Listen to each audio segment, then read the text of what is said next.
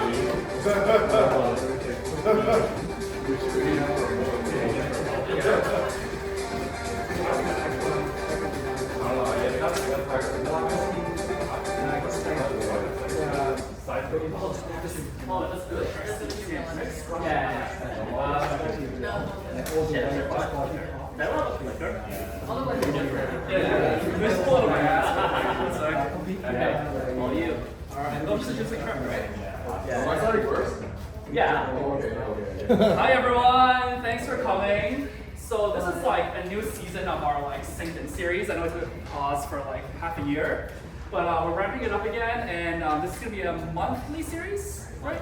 Monthly, yes.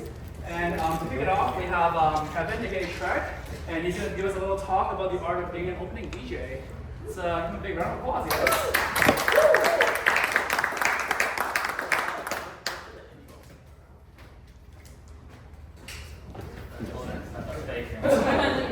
Oh, yeah, quick land acknowledgement. Yeah, alright, Wow. Good acknowledgement. you want to just read those? That's literally it. Sure. Alright, so the art of opening. If you've experienced the vibrant nightlife of Toronto, chances are you've seen Trekk in action. With over a decade behind the decks, Trekk has entrenched himself. ChatGPT for the fucking win. Himself in the city's music scene, delivering electrifying sets clad in his signature tailored attire. You know, because have you guys ever seen another DJ in Toronto that just, you know, head to toe in like just dapperness? Never. Exactly. All right. So, experience. Can I still play? Yeah, it's Okay. like 4 slides. Oh, Four slides. all right. So, a fixture at Bar Dem. I don't know if you guys been to Bar Dem. Has anybody been to Bar Dem? Yeah, that's what I thought. Yeah, you know, Trekk's a regular there, and you know, you've seen him at Waterfront Night Market and the CNE. Trekk has become a sought-after resident DJ, captivating audiences across Toronto's premier venues. From the iconic Drake Underground to the sprawling Rebel, intimate spots like Nomad and Empire, his dynamic performance have left him indelible on the local scene. Alright, we can change that. Okay, skip next. Alright. Alright, next. Doesn't matter. Alright, next. Yeah, next. Next? Alright. Are you ready? Let's get this up. Keep going. Next. Alright. Alright. Oh. Oh, nice slides. First of all, thank you so much for the warm introduction. So now we're going to get started on how to make lots of money by joining my pyramid scheme of becoming DJs. Woo! So excited. Actually, this is actually quite important. As many of you guys know, I don't know how many of you guys have started DJing already, or how new is everybody to the DJing scene? Raise your hands. Like less than a year? Okay. So I think what's most important about actually, what's important about the opening act is always setting the mood, and I think here is where your true passion will kind of align yourself as a DJ, and the test is always as an opening act. The importance of crate digging is, I can't stress this enough how important this actually is, because you know, you're gonna play all the songs that you love. If you ever do like a main set or anything else like that, you always want to play everything that you like to hear and stuff like that as well. But the importance of actually opening is so crucial because it sets the mood, it sets the tone for everything else that you do throughout the entire night. So if you start off really strong, you're screwing everybody else that plays after you. If you play too low, Actually, that's probably the best spot to be because you can, once you're at the bottom, you can only go up essentially from there. But I also think the important thing is, you know, when you go into, actually, how many of you actually purchase music? How many of you download stuff for free? All right. Chances are you guys have probably come across like Beatport and stuff like that as well. But I also encourage you guys to look up places like SoundCloud and any of the free spots that do give you a good chance to find music as well. Stuff that you like, stuff that you've never heard of, and just finding like more minimal things as well.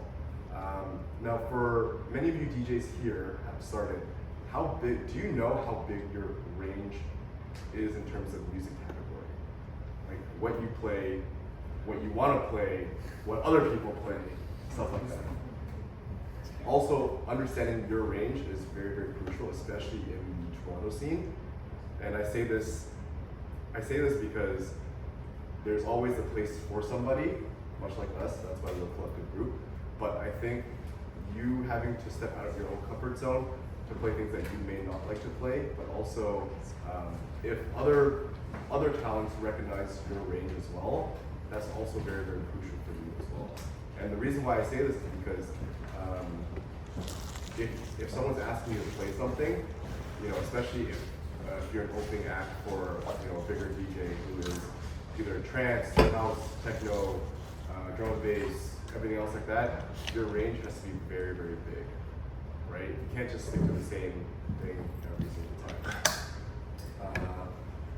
And for the love of God, if you guys are playing an opening set, always research the artists that you're playing for, the headliners, anybody that's on the support lineup as well. And I think what's also important too is knowing the tracks that they're going to play. Utilize 1001 track list. I always use that every single time. I always, for the main set, I always look up probably 10 of their previous sets, maybe even more than that. And then I see who else is playing on that lineup as well, just to see what type of tracks that they're usually playing too, right? Because you want to coordinate, you want to move into everything fairly slowly. Setting the groove. The groove is very, very important because this allows you to set the mood of the right person, of the right event as well. Like I said, you want to start off really, really slow because most of the time, you want to start off from about here or so. Let's just say we're doing a scale. You want to start off about here. You want to end up about here. If you start on a very heavy track that's like from here, you can only go upwards, right? And you're going to stay stagnant, essentially.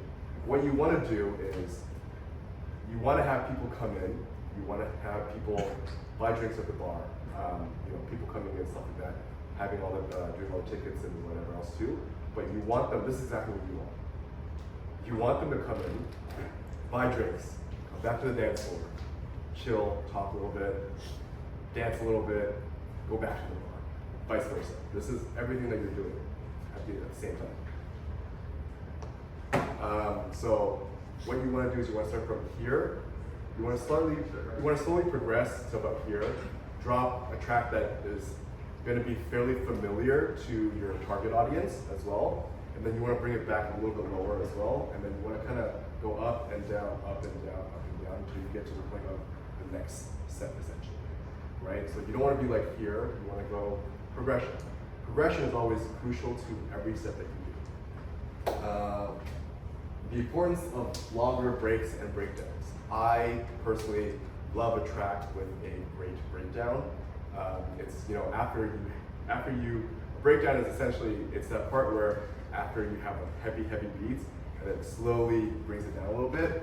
I think it's extremely crucial for any set to have because this allows your target audience or just your audience in general to always relax, calm down a little bit, and then get up and start dancing again. You want the groove. You don't want them to be like super hype. You just want them to like chill, blah blah, dance it off a little bit. I think it's very, very crucial. So I think for BPM wise as well, progression, BPM, I think this will depend on who you're playing for essentially. So please research your artist. I can't say this enough. Don't play the songs that they're playing, obviously. Don't even play their fucking remixes. Like it makes, like, it's just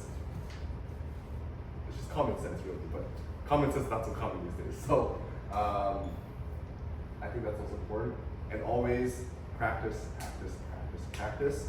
I think if you want to practice a lot, what you're going to have to do is, obviously there's a lot of, you want to be able to prep your sets every single time. I wouldn't say prep it to the absolute T, but you want to have more tracks than you think you can actually play. Whether it's mixing songs in key, by BPM ranges, whichever. But also I think you want to be able to have just those 1 or 2 or 3 extra tracks that you thought that you weren't going to play, but you are going to play essentially.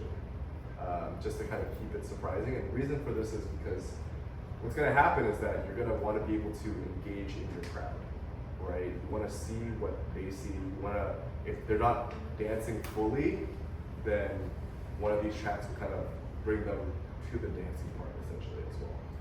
Okay? Also realize this is, as an opening act, it's not about you. It truly is not about you. What you're doing is so important that you can always ask a bajillion of your friends to come to your one show, and you can't just be playing hard stuff, right? You got to be able to curate the entire event essentially. And there are times where maybe you guys right now, if you guys go to any of big events now, hands up if you guys actually stay from the beginning to the very end to see an opener all the way to a closing set. Hands up. Anybody? Someone. Right? Not many people do. Not many people do. I usually don't. Sometimes, especially if you see a special headliner or whatever, sometimes people don't. I started doing this a long time ago when I started to become a DJ as well. And the reason for that is just because you also want to be able to hear the tracks that they're playing as well, right? Not just to steal their tracks, but to also see what they're doing to really maximize the effort, and you see all the talent and stuff like that. So I think that's also very important. Plus, you gotta support all your local DJs too, right? And I think one thing that is also very important, and you know, you're a starting DJ, and you want to accept every single gig that's possibly thrown at you. And truthfully, it's okay to say no, right? And the reason for this is because sometimes, you know, the opening set that you're playing or the music the headline is playing is not really suitable to your style, right? So if they're not suitable to you, are you going to actually enjoy DJing for them? You know, probably not. I know for sure I wouldn't, but sometimes you also got to step out of your comfort zone as well. So if you are willing to take that step to open for a set and just get out of your comfort zone just a little bit, some of these things are things that you have to do. And like I said, the research is so important, and your range has to be very important in terms of what you play as well. Like for me, I started off as like big room progressive house, trance, right? I didn't start playing techno until actually quite recently, and then melodic techno and everything else too. And I think that is something that will also kind of hold you back. And the reason why I don't do wedding DJs, hands up to DJ Malik, is because I don't want to play hip hop or R&B or any of that stuff. As much as I love it, it's not something that I would personally enjoy doing. And I will refuse a gig based on stuff like that. And I think you have to know your self-worth to understand things like that as well. So, because I don't know if this is a full-time job for you guys or if this is just like a hobby for you guys, but for me, I always personally find that if you're working too hard for something like this that's supposed to be really enjoyable for you, it's your way of, you know, it's your outlet, your creative outlet, for instance, right? You don't want this to become a job for you where you lose personal interest at heart for this. And I think when you do this, you no longer love the art of music anymore. So that's just something that I want to leave you guys with. Edits for songs, finding different remixes of popular tracks, you know, finding them in slower tempos, BPMs, whatever else too. I think those are good heavy hitter tracks, usually just because it really familiarizes with the crowd too, gets them dancing a little bit, and yeah, and mashups, always great. Knowing and understanding your time slot in terms of where you are playing as well, that's to me, that's also important. So much like that, tying into your range and your groove and stuff like that, you want to be able to, if you're doing a complete opening slot, obviously start off slow, and then build up to the next support act and whatever else too. So that's also big. Oh, save the big songs for other people. I think that's pretty understandable. And also network. Networking, I can't say like how big that actually is. If you, obviously you're spending all this money going to events and stuff like that, talk to promoters, talk to DJs, the local supports, because you never know exactly that one day, if you go enough and they see your face enough, they might just be like, oh, hey, I remember him, he DJ, blah, blah, blah. Maybe if he's good enough, he can come play for me, stuff like that, right? And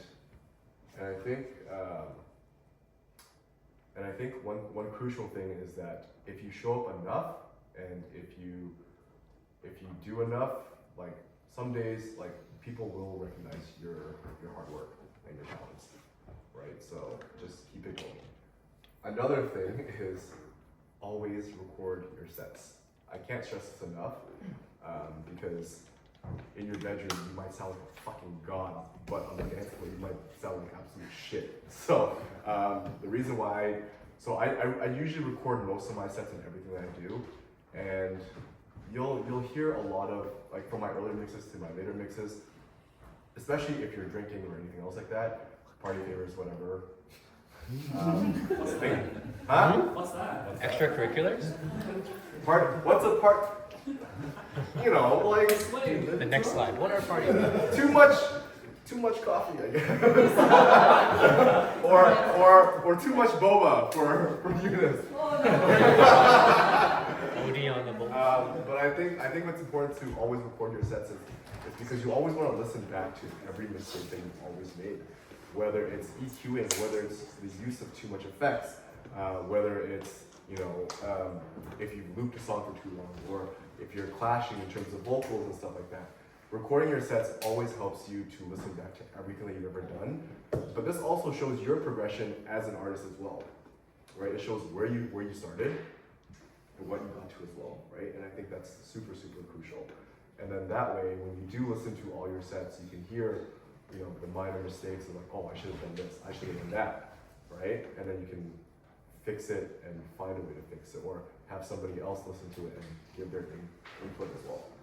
And most of all, I think the most important thing is to really kind of just keep it simple, right? Don't stress yourself out. It's just a gig. If it doesn't work out the first time, it'll happen the second time. Have fun, because life is too short, and yeah, I think if you don't have fun, like I said, it's not going to be something that you're going to enjoy doing in the long run. Like, we're all here because we love music. We started off as DJs because we just wanted to, put our phones on the aux and start playing music for people, right? And I think when you start DJing, that's kind of where it kind of happens. I mean, you feel the love, the magic of the music in general. Like, we're all here for music. And I think what's important is that you gotta be here to make sure that you're having fun. So, welcome to my TED Talk, and that's how you make $1 million.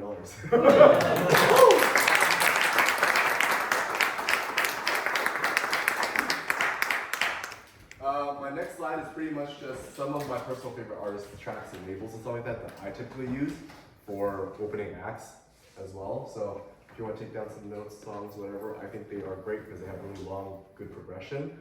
The tempos are quite low enough where you still have the 4x4 dance, but still kind of keep it grooving and still kind of enjoy yourself as well. I know Cascade's a huge, huge favorite, but I like his old stuff a lot because if you've ever listened to like Waves of Change or any of the other older songs, like it hits quite nicely. And yeah, that's it.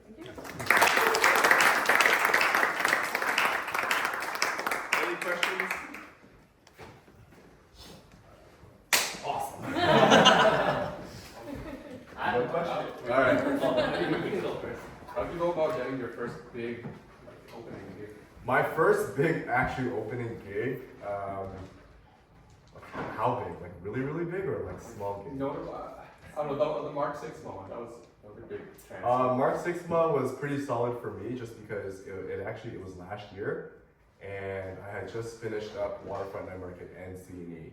So it was my first time working with Electric Escape with the Waterfront Night Market, and they saw I was banging it out like 7 days a week essentially. So that's pretty much how that started. But my actual first big break in terms of doing like a whole on opening scene was actually for Lane 8, and to me that was the hardest person to open for because his music is like so mellow. And granted, like this was in 2017, and I just wanted to play all of his tracks essentially. But I branched out to playing more of like his colleagues and stuff like that as well, like Yoto and whatever else. So one of the biggest things is like listening to the Trinity label that helped me kind of solidify. But I think I made a mistake too because I think I went a little bit too hard, and that really screwed me up a little bit. But then I brought it down as well, just because it was so hard to open for him. Just like his music is like 120, 124, and like how much lower can you really go? And then the person that was playing before me was like playing a little bit harder too, so I had to like really just step it up a little bit. But that said, actually, that gig happened to be in Houston, so it was my first like out of no, it wasn't my first. It was my second away from home show, and yeah, that was how it started. And you know, it was honestly kind of like it went trajectory like this, and then after that I came back to Toronto, and my equipment all died because at that time I was using like a DDJ SX2 or whatever, and after my laptop crashed, I was like, I'm never using a laptop ever again. And then they announced the XDJ XZ, and then I pre-ordered that, and then COVID happened, and then it just took off from there essentially. Yeah. My question is, if you had a remix for the person that you're playing after, like for example, John Summit's opener was Cassian, right? Cassian has a John Summit remix. Like, would you play it? No, I wouldn't play it.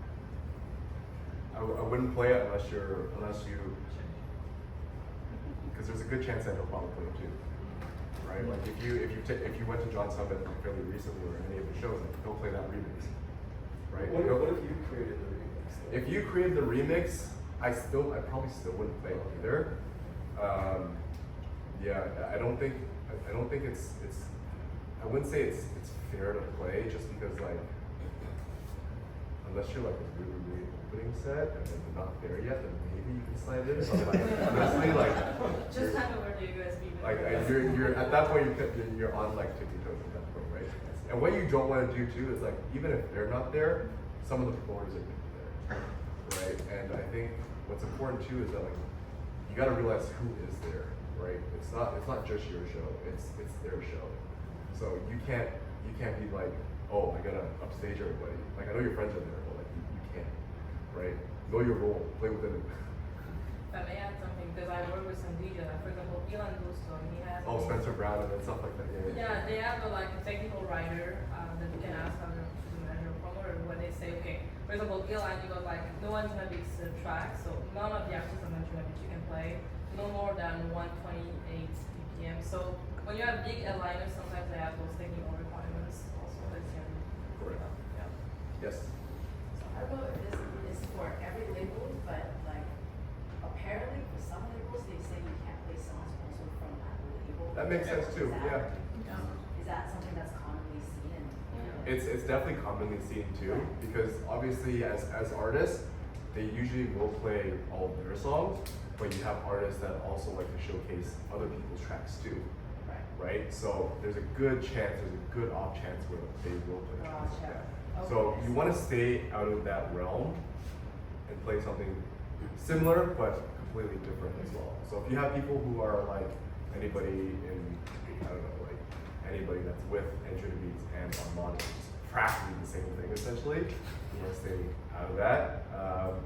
Or, I mean, I guess with like Defected or Experts Only with John Summit and stuff like that, you want to stay out of those too. But I think kind of keeping it,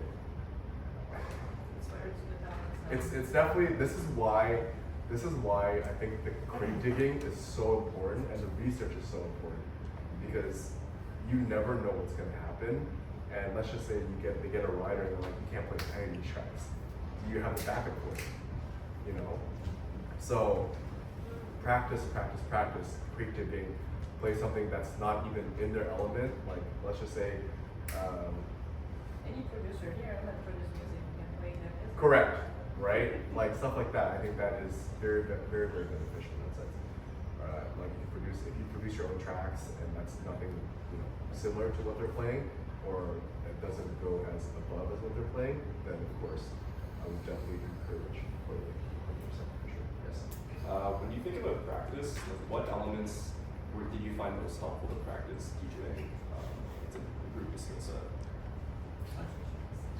Transitions, 100% transitions. Transitions and EQing is so important.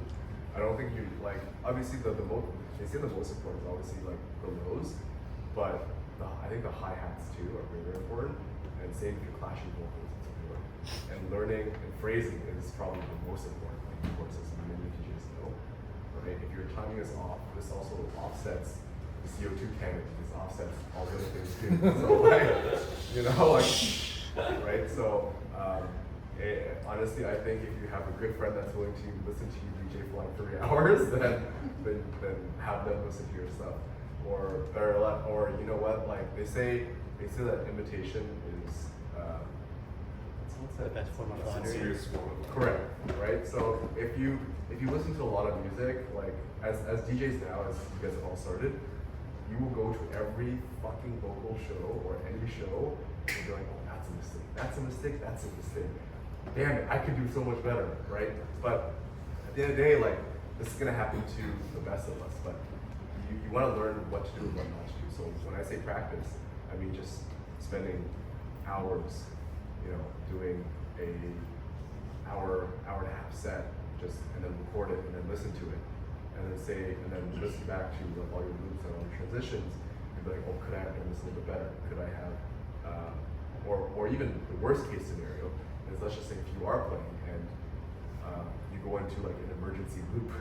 I don't know if that's happened to anybody, but it's happened to me where it's like you're teaching, all of a sudden like the CDJ like crashes or your laptop crashes and you go into like a huge emergency loop. Like what are you gonna do? What are you gonna, you know, how do you start off next? You have to learn to kind of prep for that and also understand that when it does happen, it's not your fault. Let it go. It's gonna happen to the best of us, right? Like, and just how do you move on from there? Anything else? Yes. When you're opening for a headliner, have they ever like turned down your volume compared to the opening? No, not necessarily, because if you are the opener, what they'll do is they'll tell you can't go above this or whatever, right? Volume wise, like the master control, like it's usually all controlled by that time you get on. If you're gonna have to turn things on, then maybe your track quality is shit. Yeah, but if you are playing like a local show, obviously, if they do turn off the music, it's probably because like the venue will probably require you to turn it down a little bit, stuff like that. Yes. This might be derailing a little bit from this talk. Sure. But, for new DJs, what would you say is the best resource for learning to become a better DJ outside of like communities like these? Because this is obviously a great resource, but like that's what you're trying to learn on your own, or you want to learn something specific. What do you go to? YouTube. YouTube. YouTube is your best friend. What do you got? Are you looking for like specific tutorials made by people? Are you looking for producers or DJs that are doing their set and like trying to analyze what they're doing, or just all of it? So there's something that I used to watch a long time ago. Actually, this is when I first started DJing, and there are YouTube sets, long YouTube sets of actual famous DJs playing on 4decks, whatever. There's a camera. I forgot who it's run by. I think it's like Global DJ, something like that. But they have the camera, and you have like Carl Cox and everybody else, or Marcus Scholes and everybody, and they literally have a camera that shows what everyone's doing essentially. So this is a really good practice resource for people as well. There's also, what's that one company, Crossfader or whatever? Yeah. They do a lot of online tutorials. as well, and yeah, there's honestly YouTube is a huge disposal for a lot of learning, because not only will you come across that, but you'll come across other DJs who you might not know or just like learning as well, and you can also learn from mistakes and shit like that too. So, yeah. Thank you. And yeah, any of the bootcamp stuff, you can definitely do something. Yes? When you were starting out, like once you had a few opening slots, did you find like promoters were reaching out more to you, or were you still having to reach out and pitch yourself to, you know, promoters and venues to try and get more work? In the beginning, I took every single big chance that was given to me.